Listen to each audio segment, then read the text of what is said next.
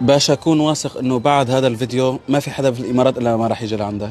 عشا اليوم من وين؟ من مطعم عجين لاب بالجميرة دبي. اليوم جايبين على الخفيف 15 برجر نتناقش فيهم، وكل برجر لها حكايه مختلفه تماما. يعني مثلا على سبيل المثال راح نبلش اول شيء ببرجر اللحم بكرز، من الاختراعات المرعبه يلي عند عجين لاب. شوفوا لي على هالمنظر، بسم الله ما شاء الله. نسمي بسم الله ونقول يا رب. يا جماعة شوفوا لي على هالمنظر، صوص الكرز مع اللحم حيطلع كمية مرعبة من اللحم والأشقوان.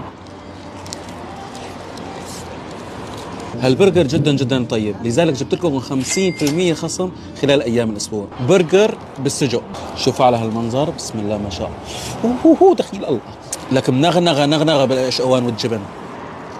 يا سيدي أنت إنسان محترف، اقسم بالله جايب طعمة السجق النظامية. يعني اول ما بتجوا بتحطوا على يمينكم اللحم بكرز وعلى يساركم السجق وتقولوا يا رب. المطعم يعتبر من المطاعم الفاخرة الموجودة بالجميرة، اسعاره حلو، جايب لكم خصم 50% وعنده فالي باركينج، فمستحيل ما حدا يجي يجرب هالمطعم بعد كل هالقصص. اول شيء شوفوا لي على هالمنظر وصلوا على النبي. ثاني شيء في اناناس، يعني لحم مع سويت، بسم الله. عنده اصناف برجر، كل برجر له حكاية مختلفة تماما عن الثاني. هلا انا صح عامل ريجيم، بس والله منظر هالبطاطايات بياخذ القلب. تعال نجربها مع صوص تشيدر، بسم الله الرحمن الرحيم. لحظة تشيدر ما مكتل.